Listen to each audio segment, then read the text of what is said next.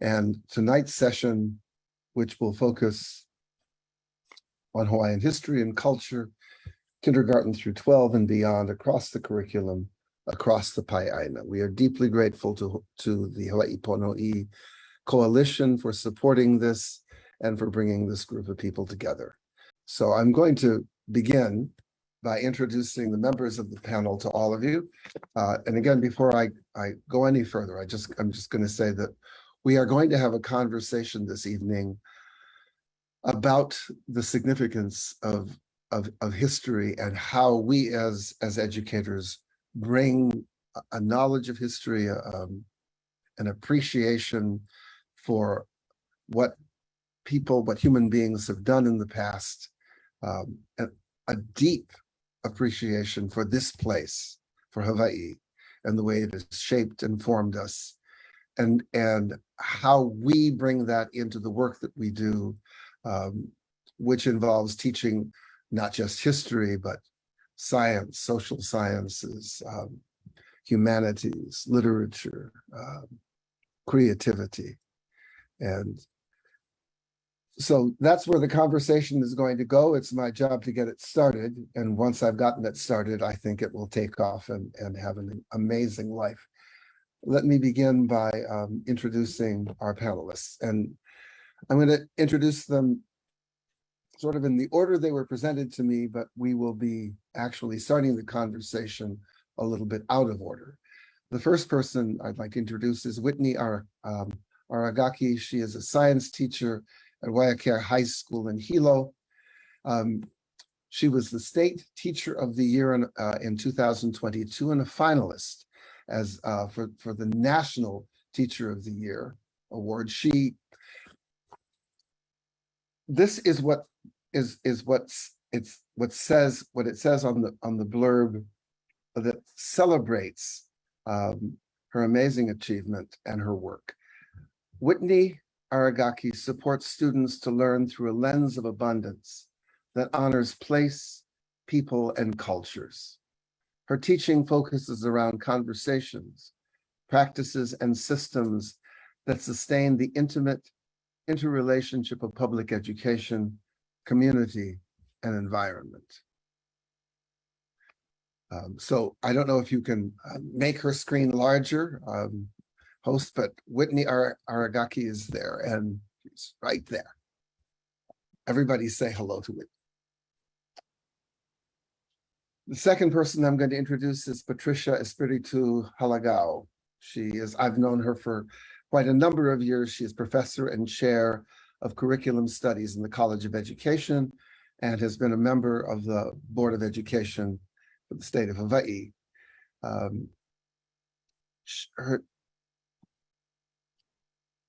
This is what I discovered when I looked at a conversation that she was having with a number of teachers and educating and conducting a panel essentially on, here's the name of the panel, Perspectives for a Diverse Hawaii, Personal Practice and Policy, Compassion, Peace, Identity.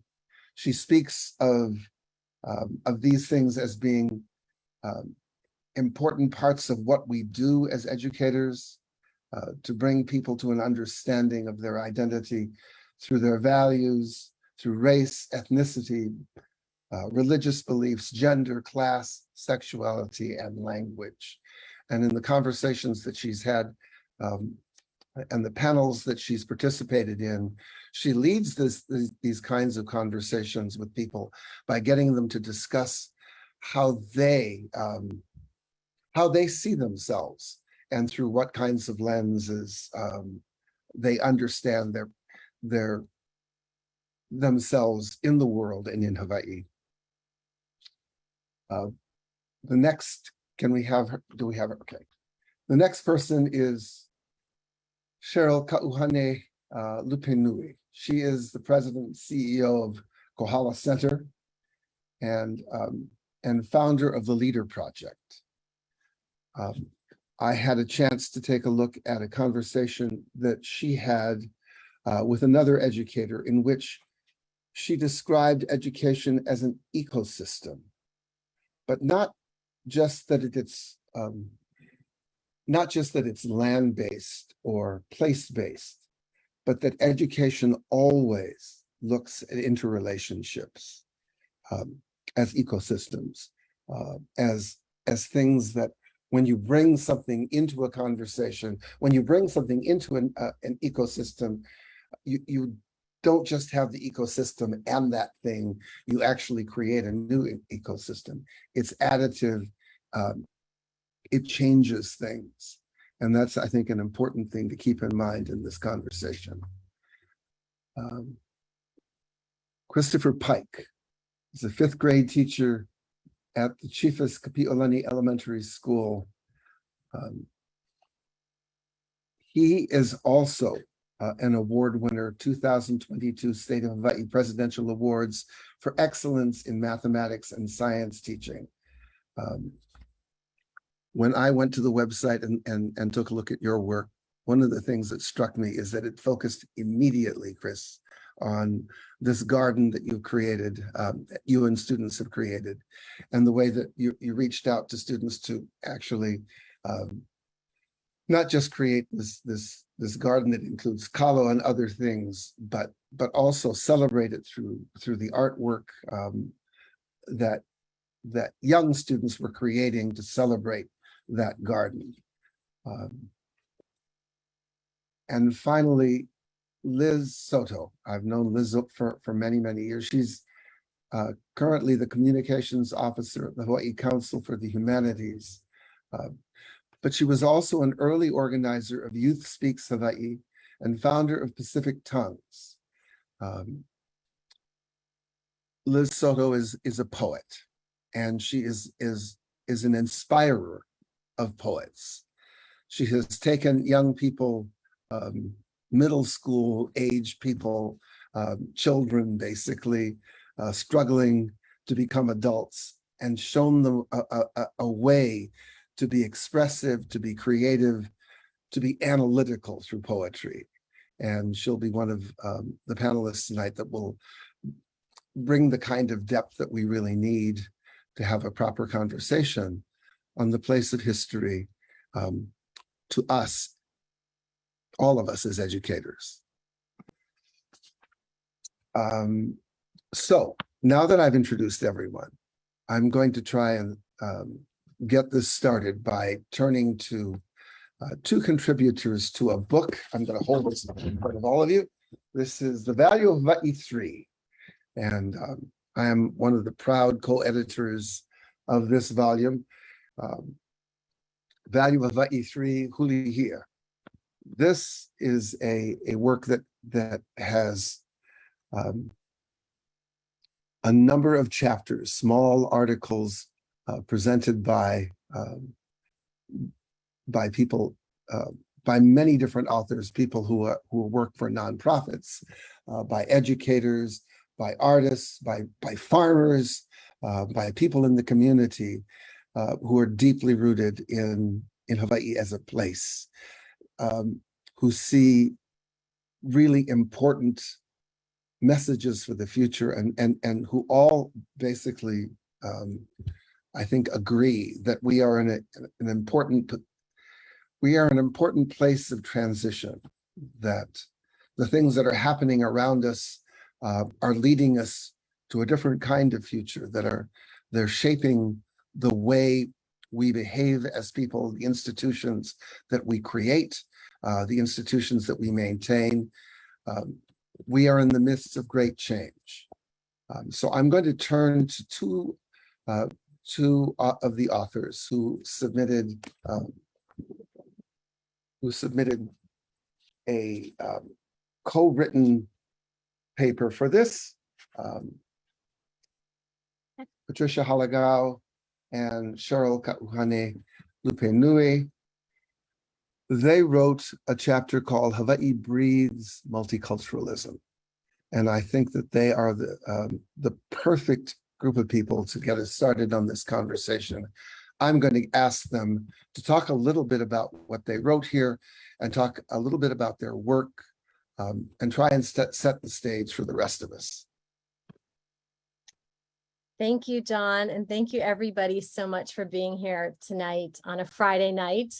Cheryl and I thought we would just dive right into our chapter. And so, and I have our book right in front of us at our chapter. And so what we wanted to do is read just a quick excerpt at the beginning of our essay with the hope that you'll use our work as possibly a frame to think about how we can look at the connection between Hawaii history, Hawaiian history, and our multicultural histories that are all interconnected and intertwined. And so if you want to follow along with us, I think they just put a link into the chat about the book. And we're actually page 186 is where we start.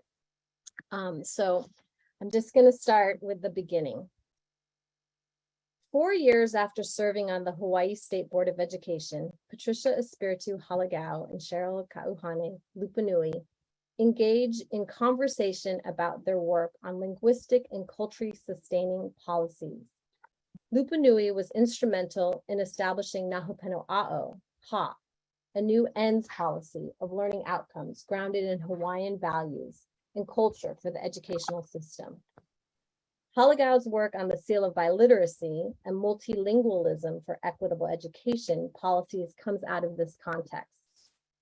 Here in this chapter, we reflect on the past and imagine a future around the question, what is multilingualism in Hawaii?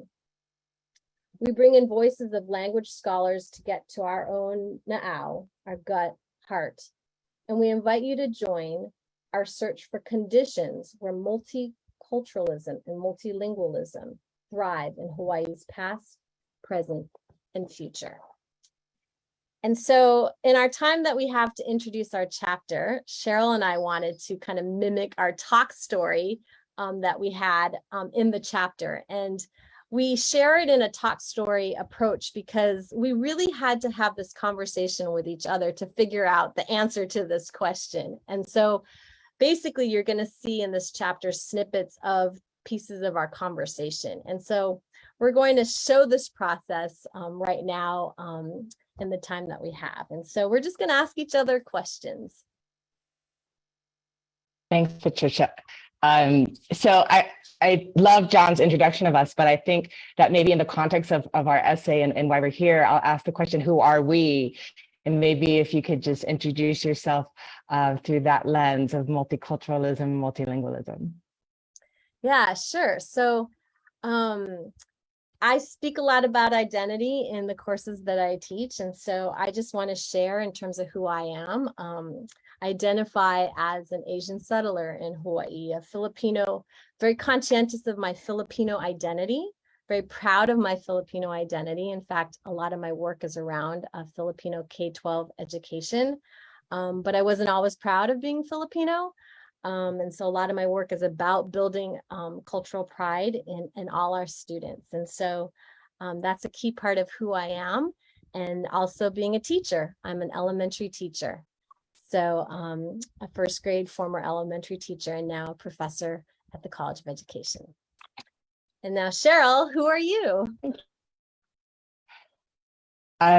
So I am from Hawaii in the sense that I feel deeply rooted to this place. I live here on Hawaii Island, and I feel I was raised by many people in places of Hawaii from Kaneohe to now Kohala. That being said, I was not born in Hawaii and I did not go to high school in Hawaii. So as a product of Hawaiian, Chinese, German, Italian, French, English ancestors and more, I bring a lot of different cultures and perspectives, it appears, from those ancestors and from this beautiful place called Hawaii. Mahalo. So Cheryl, when you think about how we wrote our essay, and you reflect on the journey and the process of writing our essay and figuring out the question of what is multilingualism and multiculturalism in Hawaii, did you have any moments of insight or aha throughout our conversations? Yeah, there's two things that come to mind, I think, in the context of our conversation tonight. And that's the fact that we've been talking about past, present, and future. And so when you and I started this journey, we didn't have a destination in mind. We didn't have a question even. We didn't even know where we were going, but we knew we were going to be on a path together. And I think that process of learning, of co-creating, of shared walk stories is really an important part of our educational ecosystem and how we go about.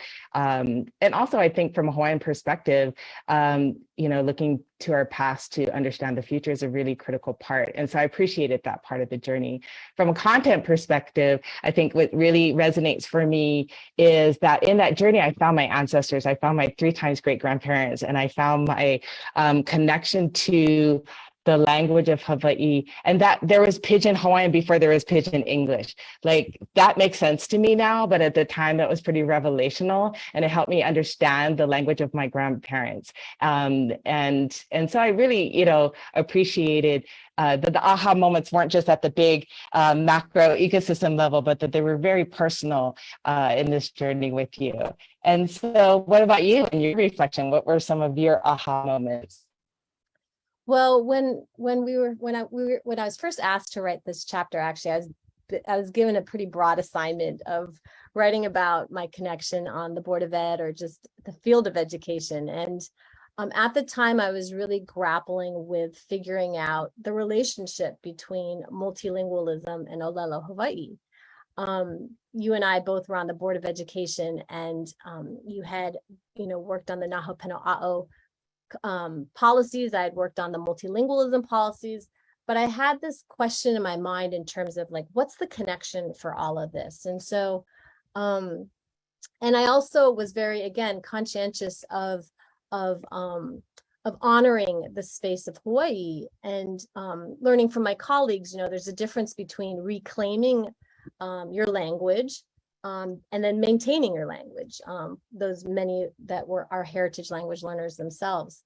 And so when I was thinking about this essay, I really wanted to figure that out. And so working with you has helped me figure out this relationship. I always knew that Hawaiian should be a foundation in the work that we do, but it didn't really dawn on me until we had a moment when I was thinking about how the Naho Peno A'o policies really opened up the space for us to even look at multilingualism and multiculturalism. And so that was an aha moment where I thought, wow, Hawaiian context, the fact that we're in a space of Hawaii that values multiplicity, that values multiple cultures, opened up the space for multilingualism. So in essence, Hawaiian context breathes multilingualism.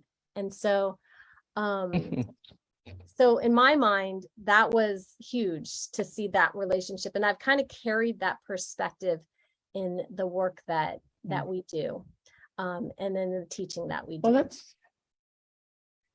Well, I'd love to, I have one last question left, and I would love to explore what you just said. And I feel like it's really important that, that we're looking at Hawaiian history, Hawaiian science, Hawaiian education is not just for Hawaiians. And I feel like that really resonates what you're saying. And you and I both put that into practice daily. And so maybe you could share a little bit about like how you've woven this learning into your practice of teaching. Yeah, so in the university, I sit on a board called the HAP board, the Hawaii Asian Pacific board. And we're a board that looks at different syllabi at the university and how faculty weave in Hawaiian Asian Pacific history together. And I always remember how I was kind of taught in terms of how to look at a HAP course. And that would be like a big H, little a, little p. In other words, the Hawaii context is where we're at. So we always need to emerge of that as a foundation. And then you also have the multiple other multicultural cultures as well. But I can think of a very specific instance that you and I were trying to figure this out. When we were trying to figure out a curriculum or a lesson that I've always done on at the Hawaii Plantation Village, when we look at the notion of sugar. And I thought, in many ways, I would bring teachers to Hawaii Plantation Village, and we would look at, going through the different houses. If you've ever been to the Hawaii Plantation Village, looking at the different cultures at the Hawaii Plantation Village through the houses. And I wanted to bring a more critical aspect. So I would bring in labor history, the racism and the hierarchy in the Hawaii plantation village. And when we even visit the Hawaiian hale, you know, and in terms of before we started the village. But it wasn't until you and I started planning and looking at my sugar unit through this lens of Hawaii breathes multiculturalism that we altered the way that we taught this particular curriculum. And we literally started to ground our lesson more in the place of Hawaii. And so I'm going to shoot it back to you on like, how do we then change this lesson to reflect this notion of Hawaii breathes multilingualism and multiculturalism? Well, you know, I was glad you brought up sugar and plantation because that's exactly how I connected to my ancestors who are up here in North Kohala. Oh no, we just lost her. Lost her. All right. I think. Oh wait, here she's coming back. She's in Kohala, so she's having some technical difficulties. Really, because I know. Hi, Cheryl. I'm very missed here. Hi. So I'll try to get through this quickly so others, because I keep cutting out. But I think the point is that, you know, I'm in a place where not only my ancestors, but our Kohala kids are here. And so we get to actually bring them to places to introduce them to the multiplicity of stories of mo'olelo so that they aren't limited to one story of sugar or plantation life or any aspect of the ʻāina that surrounds them that they really aren't often introduced to, even though it's their backyard, it's their neighbors, it's where they live and work. Well, not work, but hopefully work. And so that's what we do here at the Kohala Center is our curriculum. So just to continue, we basically make sure that we're incorporating literally the place of Hawaii and ground ourselves in the place of Hawaii. And then, you know, also bring in the connection to the multicultural histories in Hawaii. So that ultimately. Thank you, Patricia. Thank you both for getting us. Well said. To an important start here. I'm going to bring the others into the conversation now. I'm going to turn to Whitney, and I'm going to ask you the same question that Cheryl and Patricia asked each other. You know, to start with, who are you, and to describe, you know, your identity in all of this, any way you wish to. And then once you've done that, if you would maybe address some of the things that they talked about. That this notion, and in fact, it was kind of interesting when you said Hawaii breathes multiculturalism. I thought you said breeds, which is actually, I think, also true. I want to turn to you, Whitney, and ask you to consider that as a way of talking about the work that you do. How do you see the importance of Hawaiian language, culture, land, familiarity with place, right? The fact that students come with their own expertise, right? About their neighborhoods, right? About the places that they hang out in, about the language that they use, especially when it's not just English. How do you use those things? So first describe yourself and then maybe deal with that a little bit. Okay. Aloha kako. My name is Whitney Aragaki. Thank you so much for the opportunity to be here today. You know, just listening to Patricia and Cheryl share, and to preface that, Patricia was my professor, so like I'm used to sitting and listening and just like, yeah, I agree. And Cheryl was in session with us. Yep, that's how. But a little bit background on me. I am a Japanese settler, 5th generation, what I would consider gosei in Hawaii, on Hawaii Island. So for as long as I can trace back, I know my genealogy on this island. I know it very specifically to the ahupua that my family has settled on, and the intricacies of how we have as a Japanese community, we have been exploited by American capitalism, as well as recognizing our own settler history in Hawaii. Something that sits with me very deeply as a teacher in our Hawaii public schools is that, let's say, 2% of American educators are of Asian ancestry, some kind of Asian ancestry. However, in Hawaii, 25% of teachers identify as Japanese. That being said, only 9% of students identify as Japanese, yet 25% or more of our students identify as Hawaiian. And so this inequity and kind of this mirroring of the Japanese and Hawaiian experience is something that I walk into classroom with daily, and I recognize my privilege and I recognize my positionality and potentially the harm that my community has caused upon generations of students. So I have come from a family of educators. My mother was my own high school teacher. My auntie was my principal, and so forth. There's a long lineage of elementary teachers. Also, my auntie taught at the school that Topher in this room right now is teaching at right now. So many different things. And in that, when I came back to Hawaii and I said, I'm going to be a teacher. I think I'm ready to be a teacher, but I have to do this Master's of Science program just to fulfill a fellowship check mark. I took a class. I was already a certified teacher in Pennsylvania, because that's where I went to college, but I came back to Hawaii, to University of Hawaii at Hilo for my master's degree in science. And I took a class from Auntie Manu Meyer. And it was Introduction to Education of Ethnic Groups in Hawaii. So thinking about how Hawaii breeds multiculturalism. And Auntie Manu, the first day walking in, I've never taught a day in my life in Hawaii public schools. I've only been a student. She goes, "You're not ready for this class." And I was like, but I signed up for it and I got the approvals, I'm ready. And she's like, "No, you need to go back and you need to get some life experience first." I said, but it's a class, I can learn. And so she's like, "Maybe try come back next week and we'll see." So she sent me home with her book, O'ulu, and it's like, okay, can do. And I came back the next week and I said, "Auntie Manu, no worries, I read the whole book. I'm good. I can sit in your class now. I'm ready." And she said, "That's the exact reason why you're not ready.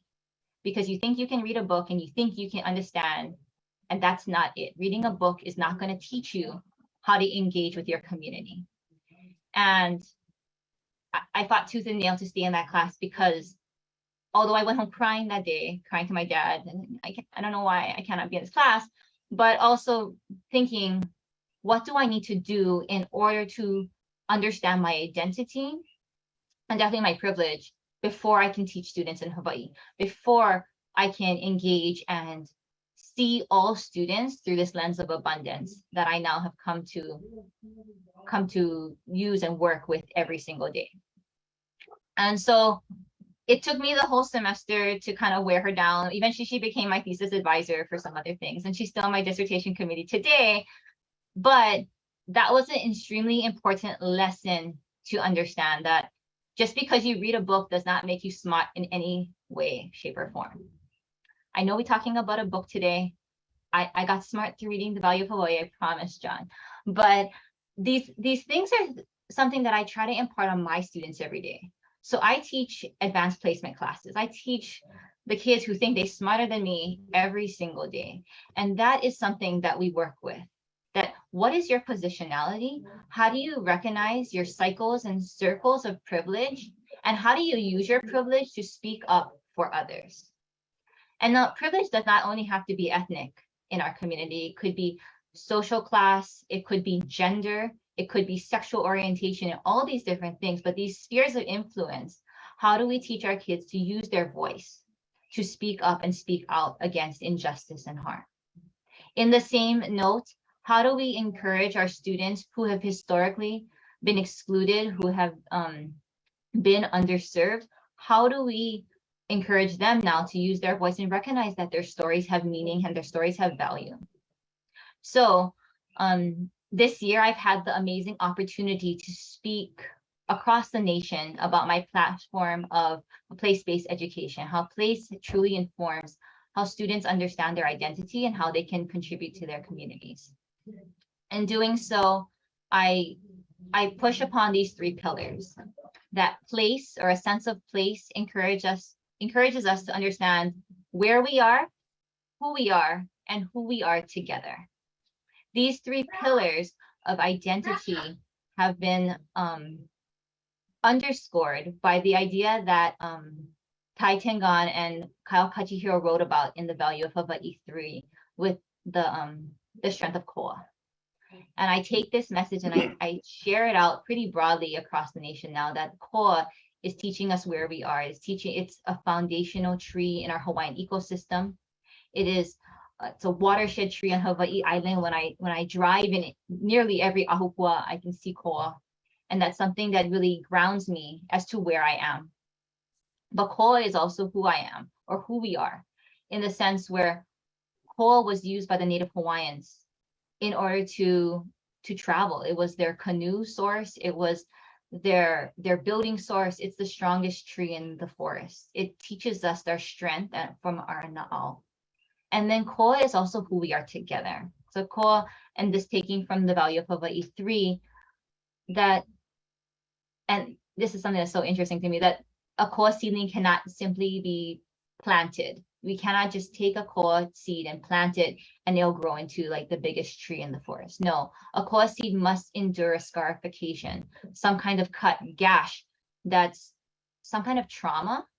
And taking that metaphor of the trauma that students have experienced from this pandemic, which is what the Value of Hawaiʻi 3 kind of references, this pandemic experience. From that traumatic experience, we can grow and we can become the strongest trees in our forest as well. This lesson has been imparted upon me many times over. And this book, this Value of Hawaiʻi book has been transformative to me in the past year. So when it first came out, I was in classes with Patricia, and I was also in class with Kamana Beamer. And so both of them, of course, right? They just wrote something, you're gonna make your students read it. And so I did, I was like, okay, I'm reading these things. And eventually it was like, oh, I wanna read the rest of the book. I think this is so interesting.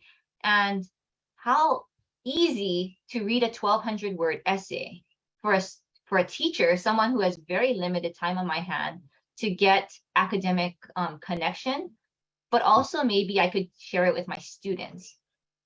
So then I started thinking, well, I want to start the class year with the reading Wito Vai Vai. Like, what does that mean? And have students break down that metaphor of Vai Vai for themselves and to understand our place in environmental science and our place in learning. So all these things kind of came together. And I was talking to Patricia about it, and I was like, I think I want to create a professional development course for teachers about this free book that we can get into teachers' hands and then we can get into students' hands. And within 2 months, I think I was able to petition the Hawaii Department of Education to accept this as a credit-bearing class for teachers. We got it off the ground with help from Craig Howes. We got it off the ground with help from John Osorio, and we offered the class over the summer. And I was so excited to see that Topher was one of the participants in the course. And I hope that he can speak a little bit more from a participant lens on that, what that looked like, and maybe how he infused those readings into his own classroom. But it was just amazing to see teachers come together and to have face-to-face conversations with the authors who wrote these stories, so that when we give it to students, we don't just give it as a secondhand thing. It's like, no, we actually talk to the authors. This is a very close reading, and we know the background behind the reading. We know the intricacies behind and between the lines. And that's something that I kind of want to elevate for teachers, to see that we can continue getting authors, getting academics very close to K-12 education. Mahalo. Thank you so much. That was really wonderful. And at some point I'm going to want to step in and talk a little bit about some of the themes that are emerging that will engage us even more in conversation. But I'm going to do what I said I was going to do and go through each of you. I heard you say Topher, so I think you were talking about Christopher, right? I mean, this is really good. And so I'm going to ask you the same question that I asked before, you know, that has been raised already. Who are you, and how do you see yourself in all of this? I think that because now we're really moving through that door of the Value of Hawaiʻi 3. If you want to say a few words about how you've participated in this and its value to you, that would be fine. But I'm also really interested in seeing whether your experiences are similar to Whitney's in terms of, you know, sort of recognizing, and I don't know your background, so maybe if you tell me that you're a native Hawaiian, then I'll just simply say, okay, well, but if that's not the case, if you're coming at this from the standpoint of seeing yourself even at some point as being outside, and if you want to talk about that as well, I think it's an important part of this, because in my mind, Hawaii, this place, the community that exists here, actually does bring us into a relationship. All of us, those of us who have committed to this place, and certainly as teachers who have been recognized by the state as exemplary teachers, you have invested in this place. So yeah, tell us who you are and whatever else you want to say after that, Topher. Okay. So my name is Topher Pike. Background about me. I grew up in upstate New York, and really the best way that I describe that to people is I went to school in a town with more cows than people. I came to Hawaii in 2014 as a part of Teach for America. And my placement school was Hononau Elementary on the west side of Hawaii Island. And I honestly have to start anything I begin with the debt that I owe to everyone in that community. I am who I am today because of them. Coming in as someone from, you know, pure upstate New York, rarely having been traveling much outside of my community. I was sheltered in a lot of ways. I had a lot of ideas that I know now are not correct. I had and still have a lot of learning to do. And within that community in Hononau, I was able to grow and find very much a second family. And like many families, they pushed me, you know, to both examine who I am, where I've came from, and the importance of the work that we do as educators. And through that, I was connected with many fantastic educators, including Whitney, who, you know, I very much consider a role model and a mentor now. And so I had the opportunity to take this PD class with Whitney and to hear from these authors and to look through these stories.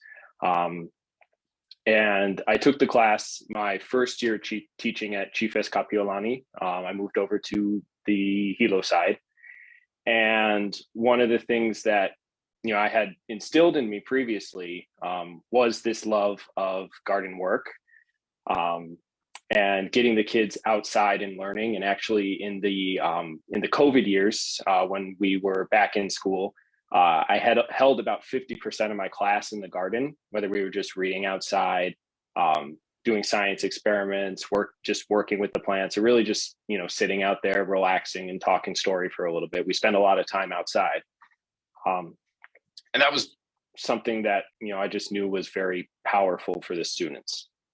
So looking through the chapters and hearing stories and being able to talk to some of the authors, one that really stood out to me was a story essay called "Local Foods Through Crisis" by Hunter Heivolin, which talked about some of the issues of food security and insecurity in Hawaii.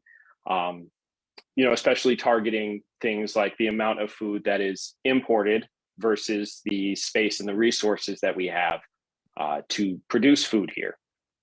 And so I brought this text to my students and opened it up as, you know, first to kind of get them excited about it initially was, okay, we're going to be reading a story that college students read. They're like, what? We're in 5th grade. And I'm like, yeah, you guys got this. And really what that kind of speaks to, and my goal in all of this, is for the students to recognize that they are the experts, especially when it comes to issues of place and issues of Hawaii, much, much more than I am or many other teachers could be. They are the experts in this. They have the lived experiences. They have some of the current experiences, especially growing up in this scenario, that I could never have, and I could never teach or be on the same line as. So, you know, we started reading this article and the students were running the discussions.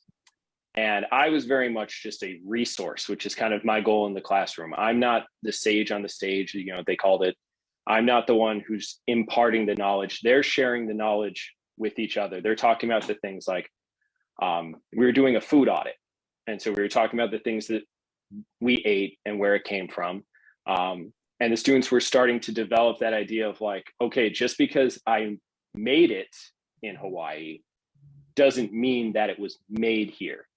So for example, when we first started, a kid said that last night he ate Kraft macaroni and cheese. And so the discussion was, well, you know, is that a food from Hawaii? Well, yeah, I went to KTA, I bought it. I bought the milk there, I put it all together. I made it in Hawaii. And so the other students brought up is like, okay, well, where do we grow the stuff to make macaroni? And what kind of milk did you get? Did you get Metal Gold milk, or did you get that from somewhere else? Where did the butter come from? Where did the cheese sauce come from? And this was student generated. And so I'm kind of just sitting back, not saying too much, and really just in awe of the students taking this discussion. And so the discussion started working its way towards, well, how do we change that? How do we make that difference? What are the big things and what are the little things that we can do? Because it also became an issue of insecurity. You know, when we talked about, you know, where does the food come from? It comes in on barges, it comes in on planes. And, you know, coming especially right out of COVID time, you know, they had the question of, well, what if the barges stop? What are we going to do? And so that's where I kind of could jump in and share some of the other things that I had learned or I had been taught about, you know, basic gardening skills, finding canoe plants, anything that was local and we could use. And so the kids were like, well, let's put that in our garden. Let's grow that in our garden. And so then we started making connections with some people who were growing their kalo locally. The kids had to learn the process for replanting it. We had to learn the process of what do you do when your kalo gets taken over by fire ants. You know, really experiential learning that, you know, my hands were not too happy about pulling that out and getting the fire ants everywhere. But, you know, that experiential learning all the same. And what I hope, and based on my conversations with my students who are now in 6th grade at our school, that I really feel that they've started to see themselves as the experts in the learning, that they have valuable knowledge that can be shared, things that make them not only connected to the place that they're in, but connected to the people in the community around them. They are important people in our community. They have an important role now and in our future. And so, yeah, what it really comes down to, I think, and having the opportunity to learn from awesome teachers like Whitney and speakers and authors is that, you know, most of the time, the best learning happens when I get out of the way and let them have those conversations and let them explore and tackle these issues, which can be really tough at sometimes. You know, when we believe in our kids, they can do so much. They can hit these hard issues. They can go after the things that are impacting Hawaii today and in the future. They can learn from the things that have happened in the past, and they can do that through discussion and conversation and learning with each other. And I'm just there to facilitate and support and encourage them to be their best. You know, I love the way all of you, every single one of you in your approach to teaching really understand that it's about encouraging that voice in young people, in students, and getting them to trust themselves and to have confidence in their ability to think, to conceptualize, to share, to stand up for things, and that, you know, because I know how Patricia teaches, and what both of you have spoken about here, that really changing the lens through which we see education, from something that is coming from outside of them, and even from a very, very foreign place, to something that really emerges from them and comes back to you.